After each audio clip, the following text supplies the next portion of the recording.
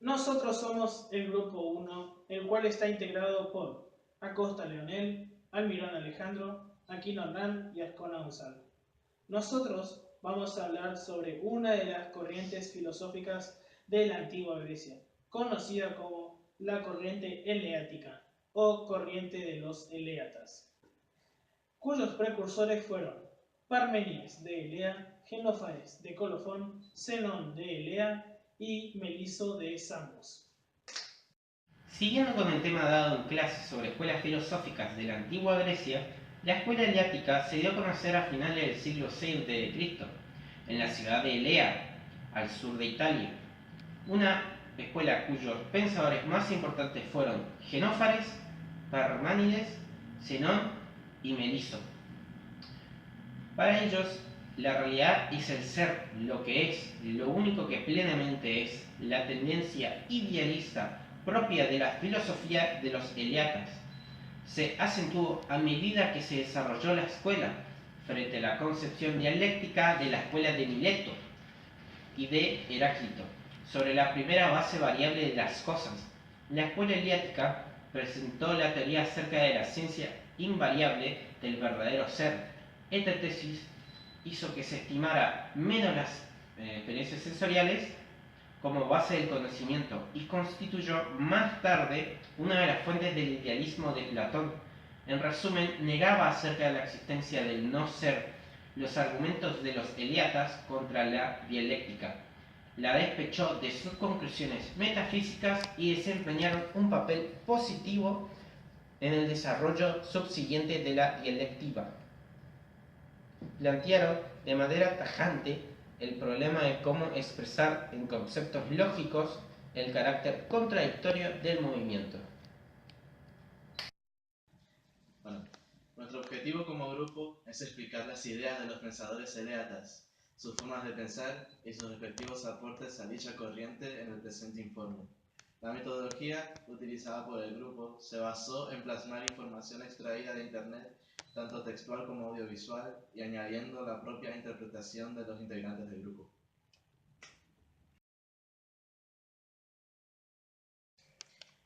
Parménides fue un filósofo griego nativo de Elea. Parménides escribió una sola obra, un poema filosófico en verso épico, del cual nos han llegado únicamente algunos fragmentos conservados en cintas de otros autores. En sus manos, la filosofía llega a ser metafísica y ontológica. Son exagerados los elogios que Platón hace de él, probablemente motivado por una fina ironía. Incluso le dedica uno de sus diálogos, el cual llamó el Parménides.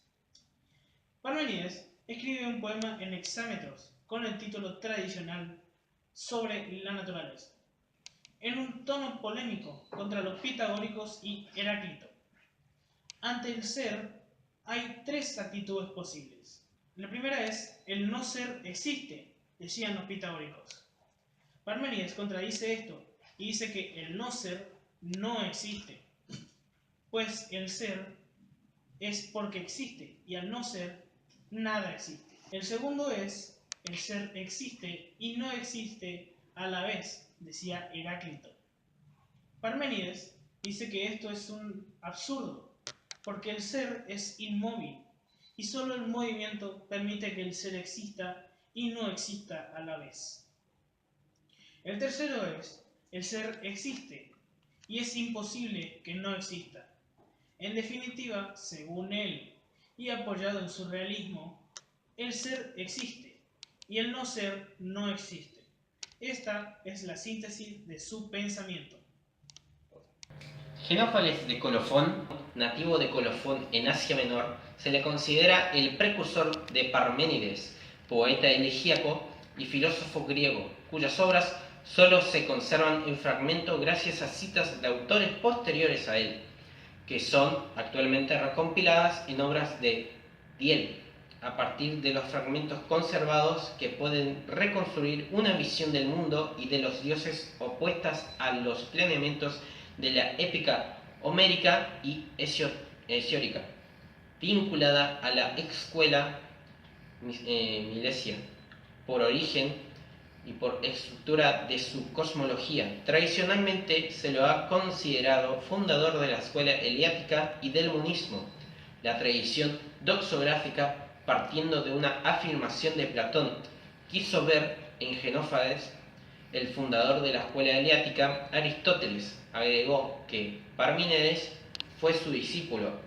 Este dato parece cobrar fuerza a partir de la consideración de la semejanza del dios genofánico atestiguada en sus fragmentos considerados auténticos, con algunas notas del ente parmenidio, la ausencia de traslación y la primicia del dios Genófanes sobre otros dioses y hombres fue equiparada con la inmovilidad y la unicidad del ente inteligido por Parménides.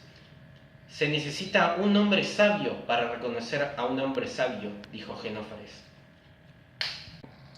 Zenón de Elea fue famoso por su hermosura. Intervino en política dando leyes a su patria. Es el discípulo más importante de Parménides, continuador directo de su escuela. Su descubrimiento más interesante es su método, la dialéctica, que consiste en tomar una tesis aceptada por el adversario o admitida comúnmente y mostrar que sus consecuencias se contradicen entre sí. En suma, sus tesis van contra lo que ordinariamente se piensa. Se propuso defender a Parménides, por cuanto en la época en la que le tocó actuar. La filosofía de Parménides estaba siendo muy atacada, sobre todo a lo referente a la unidad del ser y a la imposibilidad del movimiento. La fuerza lógica de estos argumentos deja sin explicación a los adversarios. De ahí que Aristóteles llegue a tenerlo por el padre de la dialéctica, y que Platón afirme que Zenón enredó a sus contemporáneos en las mallas de un océano de argumentos insolubles, según sus palabras. Fue tan duro el golpe que Zenón dio a los pitagóricos que prácticamente esta escuela desapareció. Los argumentos de Zenón dieron un poderoso impulso al desarrollo de las matemáticas, de la lógica y, lo que es más significativo, especialmente a la dialéctica, ya que revelaron las contradicciones envueltas en los conceptos científicos fundamentales acerca del espacio, la multiplicidad y el movimiento. Melisio de Samos, última figura importante de esta corriente, fue un valiente militar griego que en el año 440 derrotó frente a Samos a la escuadra ateniense, aunque Pericles vengó pronto su derrota. Sus trabajos se encuentran preservados por el filósofo y matemático Simplicio de Cilio y atribuidos de Aristóteles a Meliso, dedicados a la defensa de la doctrina de Parménides. El ser debe ser infinito, no tiene principio ni fin y no puede surgir del no ser. No puede ser destruido, dado que es imposible convertirse en no ser, y si sucediera no se destruiría, dijo Meliso. Se conservan algunos fragmentos de su obra. Aristóteles lo califica de rústico y terco, por haber confundido el ser con el mundo material. De acuerdo a Simplicio, Meliso contradice a Parménides en su distinción entre ser y ser absolutamente, y argumenta con el fin de mostrar de que el ser debe ser ilimitado en magnitud y por lo tanto uno e inalterable. Pese a problemas técnicos y personales, no pudimos participar los 4 miembros del grupo en el trabajo en video. Pero sin embargo quiero que quede implícito que todo el trabajo fue hecho equitativamente entre los 4 integrantes. Espero comprenda.